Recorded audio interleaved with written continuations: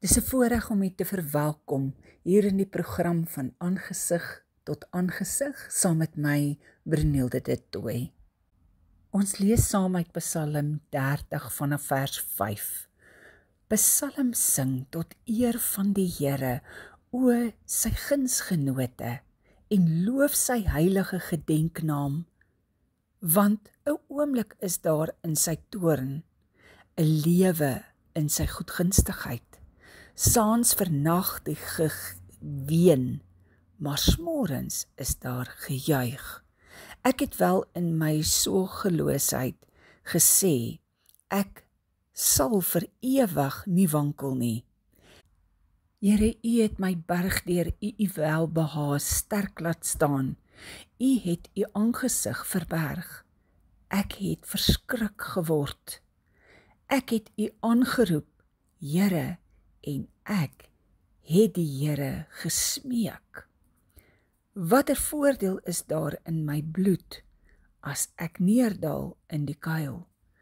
Sal die stof u hoof, sal dit u trou verkondig.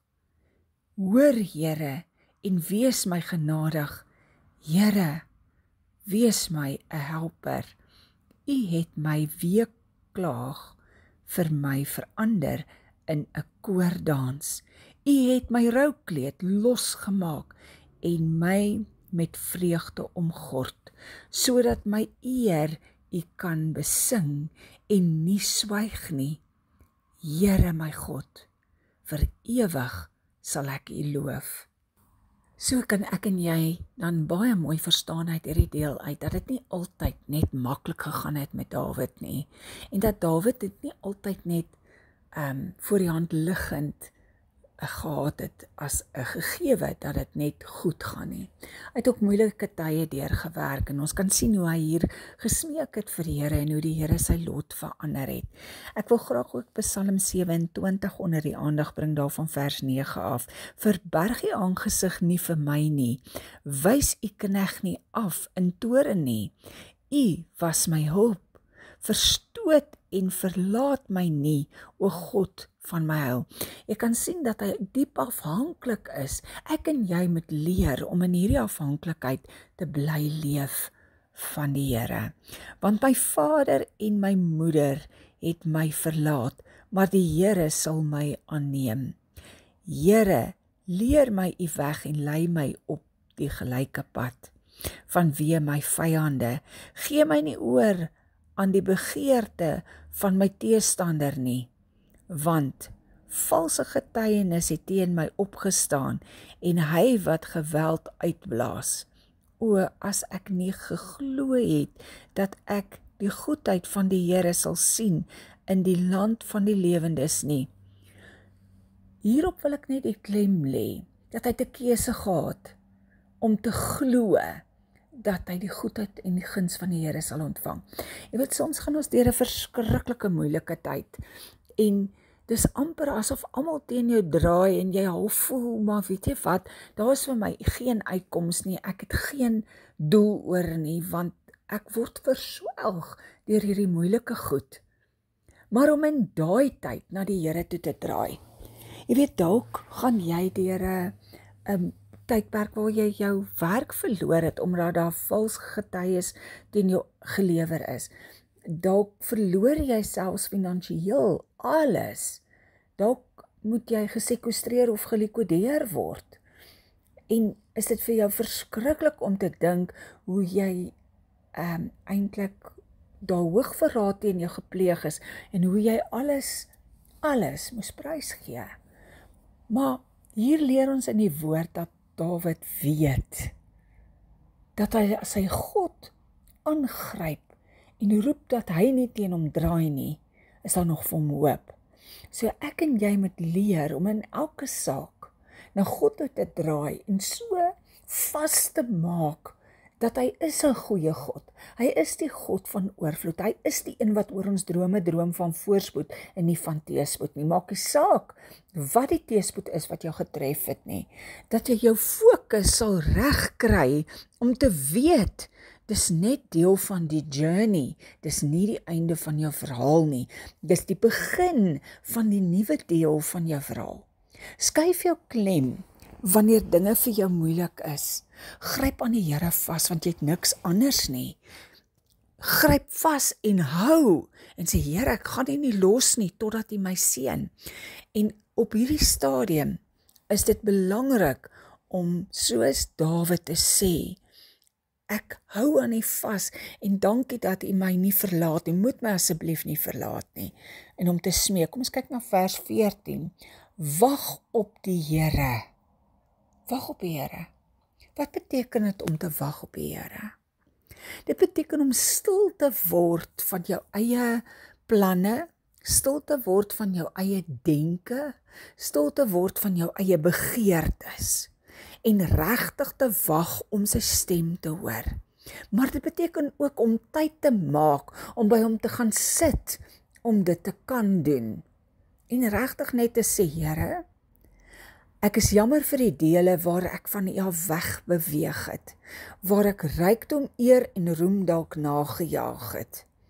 Laat my fokus en U najaag, waar ek alle ander dinge aan die evangelie bygevoeg het. Die woord van die Here leer ons uitdruklik, ek het jou geroep om een evangelie te verkondig. Moenie allerhande goedjies kom bysit nie. Lees wat daar staan en staan by dit wat in jou Bybel staan. Moenie dit verander het nie. So wag op die Here. Wees sterk en laat jou hart sterk wees. Hier is 'n opdrag. Dis nie 'n toestand van jou gesondheid nie. Dis wees sterk. Met ander woorde, kom op die punt waar jy sê, in Christus is ek sterk en staan ek sterk. En dan staan jy vir dit. As hy vir jou 'n belofte gegee het toe jy stil geword het voor hom, dat hy jou gaan deurdra, hy sê in sy hele woord, kort sê hy wil oor ons guns uitspreek. Hy wil ons lewe seën. Hy wil ons voorspoedig maak. Hy droom oor ons drome van voorspoed en nie van teëspoed nie. So, ons kan sien dat hy 'n goeie Vader is wat ons aanmoedig en aanmoedig en aanmoedig. So wees dan sterk, hou vas aan daai, as jou gedagtes wil twyfel en wil wegtrek van God se sterkte af. Stop jouself. Jy is in beheer van jou denke, jy is in beheer van jou tong. Stop jouself en stop jou geklaarry en jou treurmare oor dit wat verby is en wat jy verloor het. As die Here vir Job sterker en beter aan die ander kant kon uitbring, dan kan hy ook vir jou en my, wanneer ek en jy ons woorde in lyn bring met hom. Ons gaan lees dan ook in Kolossense 3 daarvan vers 1 af. As julle dan saam met Christus opgewek is, soek die dinge daarbo, waar Christus is en aan die regterhand van God sit. Bedink die dinge wat daarbo is, nie wat op die aarde is nie. Want julle het gesterwe en julle lewe is saam met Christus verborge in God. Hoe maklik is dit vir my en jou om wêrelds te begin dink? Kom ons skuif ons gedagtes terug na God toe. Wanneer Christus, wat ons lewe is, geopenbaar word, dan sal julle ook saam met hom in heerlikheid geopenbaar word. Maak dood dan julle lede wat op die aarde is, naamlik hoerery, onreinheid, hartstog, slegte begeertes en gierigheid, wat afgodediens is, waardeur die toorn van God oor die kinders van die ongehoorsaamheid kom, waarin julle ook vroeër gewandel het, toe julle daarin geleef het. Maar nou moet julle ook dit alles aflê, naamlik toorn, woede, boosheid, laster, skandelike taal uit julle mond. So kan jy sien, skandelike taal, daai gevloekery, die Here soek dit nie. Lieg nie vir mekaar nie. Hoor mooi wat sê vers 9. lieg nie vir mekaar nie, omdat julle die ou mens met sy werke afgelê het en julle met die nuwe mens beklee het, wat vernuwe word tot kennis na die beeld van sy Skepper, waar daar nie Griek en Jood, besnedene en onbesnedene, barbaar, slaaf, vryman is nie, maar Christus is alles en in almal.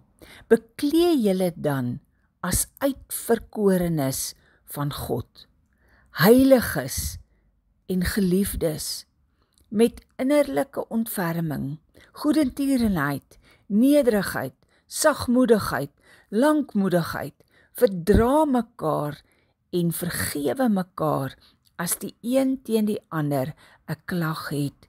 Soos Christus julle vergeef het, so moet julle ook doen. Vers 14. Beklee julle bo dit alles met die liefde wat die band van die volmaaktheid is. Vers 15. En laat die vrede van God, waartoe julle ook in een liggaam geroep is, in julle harte heers en wees dankbaar. Kan jy sien dat jy vrede moet najaag? Hier staan dit so duidelik opgeskryf. Vers 16. Laat die woord van Christus ryk in julle woon, in alle wysheid. Leer en vermaan mekaar met psalms en lofsange en geestelike liedere en sing in julle hart met dankbaarheid tot eer van die Here. Hy sê nie sing wanneer dit met jou goed gaan nie. Hy sê nie sing as dit vir jou lekker is nie. Hy sê nie sing as jy lus is nie. Hy sê sing. Vers 17. En wat julle ook al doen in woord of in daad, doen alles in die naam van die Here Jesus en dank God die Vader deur hom. Kan jy in die naam van die Here vloek? Jy kan nie verwag om 'n seun te wees nie. Jy kan nie verwag om geseën te word nie. Hy sê doen alles in die naam van die Here. Sou Christus dan wou hê dat ek en jy ons hier meer die hele tyd moet verloor?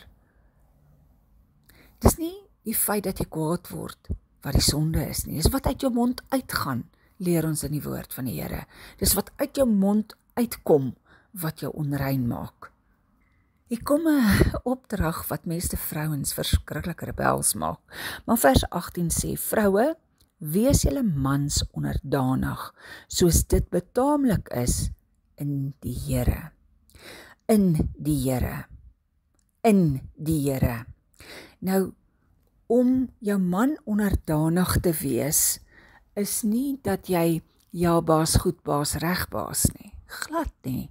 Dis 'n gesindheid van jou hart, om te weet dat die Here het hom aangestel as die priester, hoof en profeet van jou huis. Jy as vrou kan bid dat jou man versterk word om die regte keuses in sake te maak, sodat jy en jou kinders nie daaronder ly nie. Dis deel van onderdanigheid. Dis nie ingebring dat jou man op jou kan afdruk, jy moet my voete soen en allerhande dinge nie. En ek sit en jy dra alles aan die glad nie.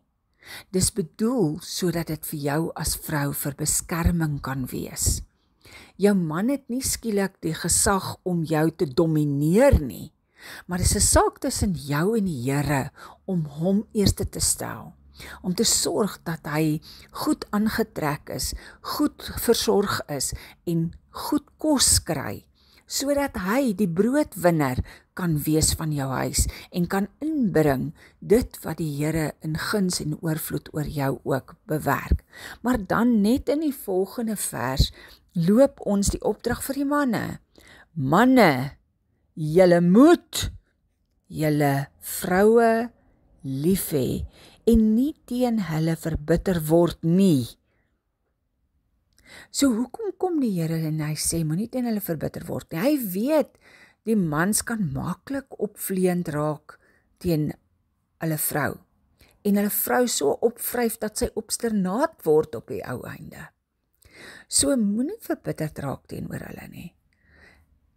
Dien jou vrou, hê jou vrou lief. Hoe is dit om 'n vrou lief te hê? Jou vrou het ook drome en ideale wat jy kan help bewerk en dit vir haar moontlik maak om ten volle haarself te wees. Jy weet, as daar 'n blomtuin is en jy gooi nooit kunsmis in daai blomtuin nie, is dit bitter groot genade as daar enige blommetjie blom. Maar as jy jou kunsmis kom gooi in daai blomtuin en jy kom versorg die roosbome, kry jy oorvloed roosbome. Ek en my man is hierdie jaar ons is 39 jaar getroud in Junie. En ek het by ons geplant 40 roosbome, want ek wil graag hê volgende jaar, as ons 40 jaar getroud is en die Here ons lewens spaar, moet hierdie roosbome blom. Nou kan ek jou iets vertel. Dis harde werk. Dit was harde werk om my gate te grou en hy plante daarin te sit. So jy het nodig om in jou vrou se lewe, in daai grond, in daai akker, diep gate te grou, kunsmis in te sit, die plant in te sit, en dan moet daai plant nog gesnoei en versorg word met nog en nog en nog en nog voeding om te kan groei. Dis werk om getrou te wees. Dis werk, maar is lekker werk. Dis heerlik wanneer daai blomme so oopmaak en hulle geur kom uitgee. Hoe meer jy insit in jou eie blomtuin, hoe meer blom dit, hoe meer is daar 'n geur wat aanneemlik is. Daar word so maklik gehamer op vrouens, julle met julle manne onderdanig wees. Maar wat dan van manne? Jy moet jou eie vrou lief hê. Versorg haar, bederf haar, help haar, ondersteun haar. Dan kom ons by vers 20. Kinders, julle moet julle ouers in alles gehoorsaam wees, want dit is die Here welbehaaglik. Nou hy praat van kinders, hy praat nie van volwasse opgegroeide manne en vroue wat hulle eie huise het nie. Hy praat van kinders wat nog, jy weet, nog nie mondig is nie. OK, as ons hierdie orde volg, jy weet, ek kyk na my eie kinders, ek het drie van my eie en een aangeneemde kind. En as ek kyk na hierdie kinders, die wat onderdanig is, wat hulle lewe deur gehoorsaam was en geluister het, hulle is die wat maklik leef. Hulle kom maklik aan 'n nuwe pos, hulle word maklik bevorder, hulle gaan maklik vooruit nou as volwassenes. Maar die wat bietjie rebels was, hulle sukkel maar. Hulle stoei en dis wroging in hulle gees. So leer om gehoorsaam te wees. Dan vers 21, Vaders, moenie julle kinders terg nie, sodat hulle nie moedeloos word nie. 22, Diensknegte, julle moet julle Here na die vlees in alles gehoorsaam wees, nie met oediens soos mensbehaers nie, maar in eenvoudigheid van hart, omdat julle God vrees. So wanneer jy vir 'n baas werk, wees nederig en hou jou by gehoorsaamheid om te doen dit wat gevra word. En wat julle ook al doen, doen dit van harte, soos vir die Here en nie vir mense nie. So alles wat jy doen, doen dit van harte soos vir die Here en nie vir mense nie. Omdat julle weet dat julle van die Here die erfenis as vergelding sal ontvang, want julle dien die Here Christus. Maar wie onreg doen, sal die onreg wat hy gedoen het, terug ontvang en daar is geen aanneming van die persoon nie. So of jy die Here dien en of jy nie die Here dien nie, as jy onreg doen, sal jy onreg terug ontvang. Wat jy saai, gaan jy maai. Hoeveel keer het jy dit al gehoor? Maak dit vas in jou hart. Wat jy aan ander een doen, gaan aan jou teruggedoen word. Jy gaan dit ontvang. As jy oneerlik is, gaan daar oneerlikheid teen jou gedoen word. As jy vriendelik is, gaan daar vriendelikheid aan jou gedoen word. As jy goed is, gaan goed aan jou gedoen word. Maak dit vas in jou hart. Wanneer jy deur hierdie moeilike tye gaan, dit wat jy sê, gaan vir jou wees. Jy gaan swaar kry as jy swaar kry die heeltyd uitspreek. Dalk het jy nodig om te gaan sit en te repent. En ek gaan weer vir jou verduidelik. Repentance beteken nie, Here, ek repent nie. Dit beteken jy vat verantwoordelikheid vir dit wat jy verkeerd gedoen het. As jy iemand te nagekom het, dan gaan jy op jou knie en jy sê, Here, ek het hierdie vrotkol in my karakter. Vergewe my dat ek nie daaroor geheers het met u krag nie. Vergewe my my woede, vergewe my my slegte gewoontes, vergewe my vir wat ek gedoen het aan Annie, Sannie, Koos, Piet, Gert, wie ook al hulle was. En as jy nodig het om terug te draai na daai persoon toe en hom te gaan sien en vir hom te gaan sy voete was en te sê, vergewe my voor die Here vir wat ek aan jou gedoen het. Dat ek jou verraai het dalk, dat ek jou dalk te nagekom het, dat ek dalk valse inligting teen jou gespreek het, dat ek jou dalk 'n klap gegee het toe jy dit nie verdien het nie, dat ek liefdeloos teenoor jou was, of wat ook al jou saak was, voor die Here te gaan bely. Dit is wat repentance beteken. Jy vat verantwoordelikheid vir jou aandeel. En as jy nou al jou goed verloor het as gevolg van dat jy te nagekom was en mense valse inligting teen jou ingebring het, of dat hulle nie wou hoor toe jy gesê het wat jy moet doen en hulle die ander rigting gevat het en dit jou einde van jou finansies veroorsaak het nie. Dan kom jy op jou knieë en jy sê, Here, ek vat verantwoordelikheid vir my aandeel. Ek is skuldig vir my eie besluite. Vergewe my dat ek dit nie in u hande gesit het en gewag het op u, sodat u inspraak kon lewer, sodat ek kon hoor dit wat u wil doen nie. Vader, en ek is jammer dat ek my rykdom vir myself aangewend het en nie geluister het waar u wil hê ek moet dit saai in u koninkryk nie. En dalk waar ek dit vir my eie gewin aangewend het om vir mense te wys, kyk vir my. Here, ek is jammer dat ek mense mislei het om hulle oë van u af te haal en envious te raak of wat ek gehad het wat ek nie kon bekostig het nie. Vat die verantwoordelikheid vir dit wat jy aan jouself gedoen het.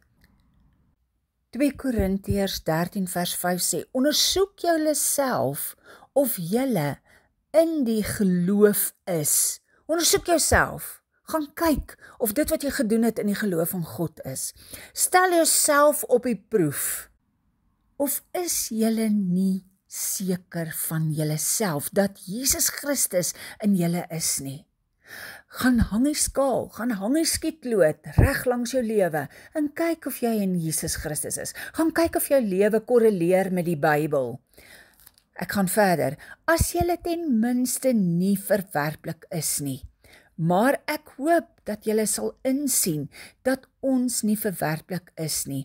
Ek bid God dat julle geen kwaad mag doen nie dat ons beproef mag blyk nie, maar dat julle kan doen wat goed is en ons as verwerplikes kan wees.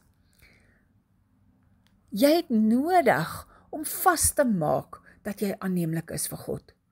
Jy het nodig om jouself te ondersoek en te deurkyk. Elke gedagte wat jy het, is dit voor God aanneemlik. Elke daad wat jy doen, is dit voor God aanneemlik.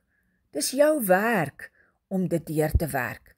Vers 8, want ons kan niks doen teen die waarheid nie, maar wel vir die waarheid, want ons is bly as ons swak is en julle sterk.